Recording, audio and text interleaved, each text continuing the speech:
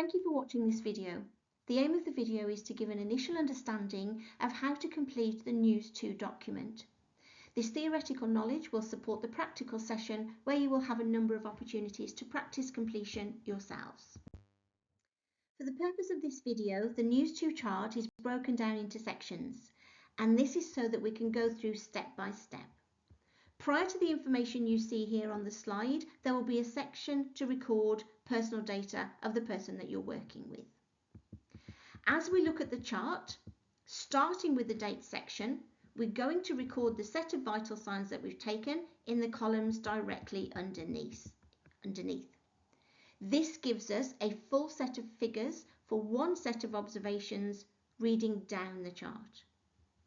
So the first step is to complete the date that the observations were taken.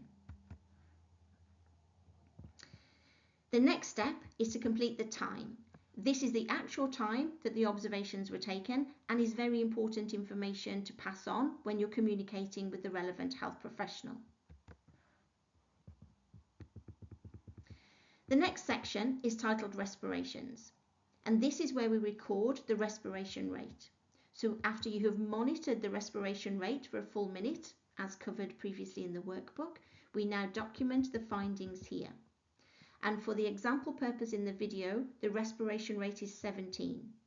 So the first thing we need to do is to look for the corresponding range of numbers and record our findings. The next section is marked SpO2 scale, and this is where we document the oxygen saturation percentage. An important point to note here are that there are two options, scale 1 and scale 2. A clinician will decide which scale is to be used, and we will go through in a bit more detail on the practical day the differences between the two. However, when you are the person recording the observations, that decision will already be made. So whichever option is to be used will be determined by the clinician. So after taking our oxygen saturations, for the purpose of the video, we're going to use scale 1. We document here. It's quite usual that the option not, or the scale not in use, will have a line through. Again, this is completed and decided by a clinician. Finally, in this section, it asks us to document confirmation of whether the person is on air or oxygen. So after we've confirmed that, we'll record here.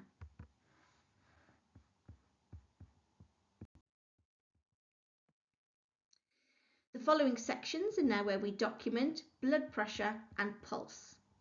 And it is important to note here that your organisation should decide the standard way to document in this section. There are slight variations around health boards and various other organisations, but this I'm sure will be covered in communication from them. For the purpose of the example here in the video, we will use the V and inverted V as top and bottom indicators for blood pressure. So after recording a blood pressure, you'll notice, or you'll recall rather, that we have two numbers. We have the systolic, which is the top number, and the diastolic, the bottom number. And the systolic is always higher than the diastolic. So the blood pressure example for this video is 150/72. So the first thing we need to do is we need to look down and we need to find the corresponding range for 150 so that we can recall that first number.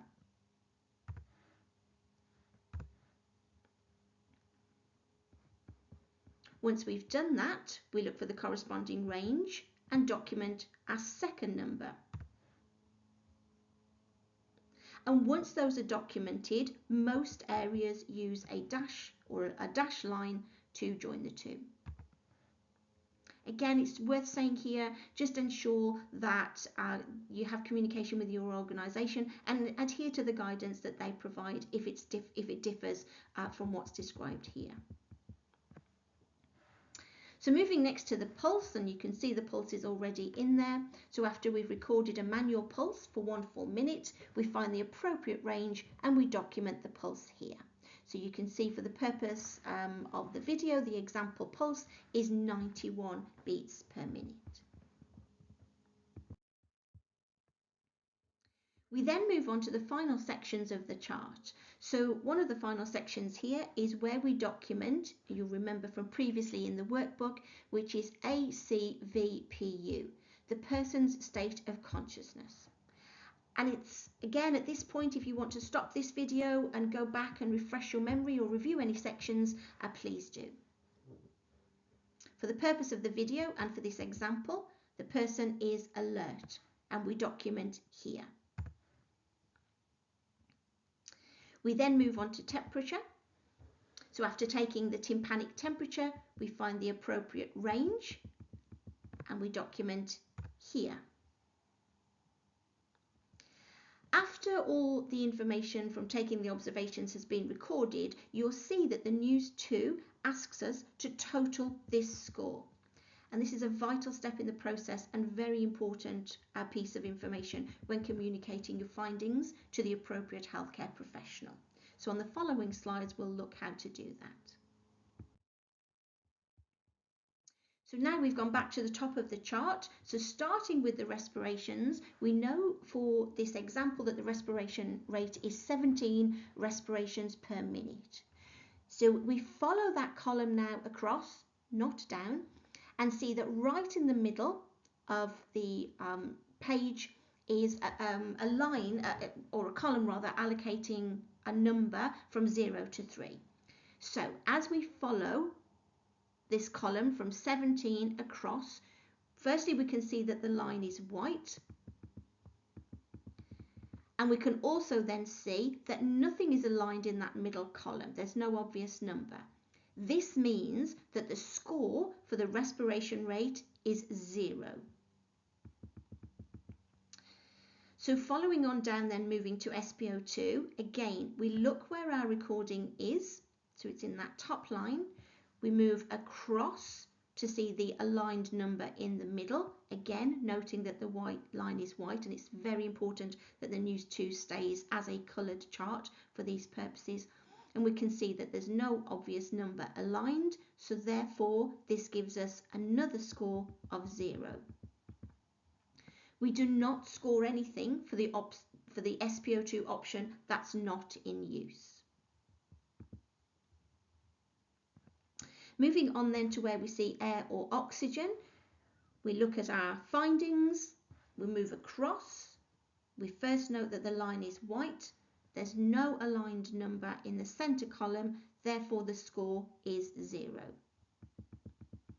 It's worth saying at this point that this is a short video and we appreciate there's a lot of new information to take in.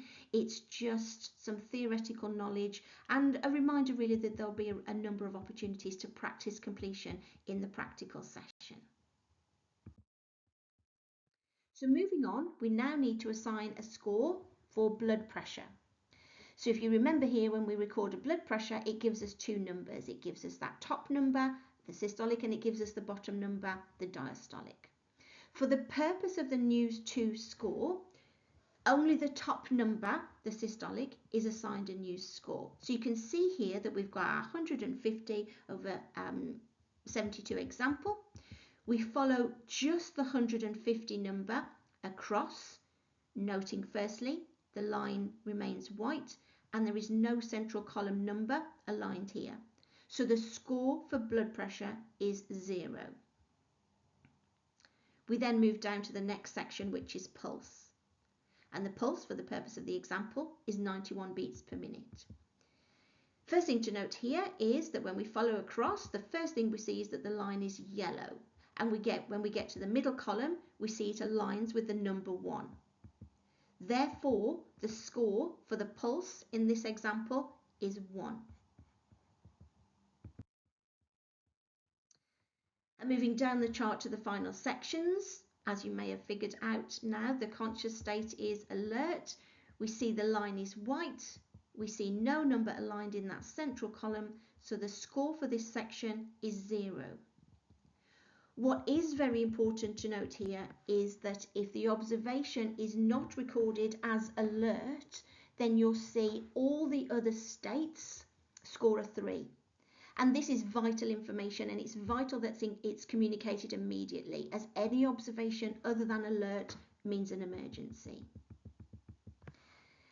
And then finally, the temperature. In this example, as we move across, we also see it scores 0. So once we add up all of our scores for each section, the total for this NEWS score is 1. So all of the observations have been recorded, we've checked the scores, we've added those up, and in the NEWS total we write 1.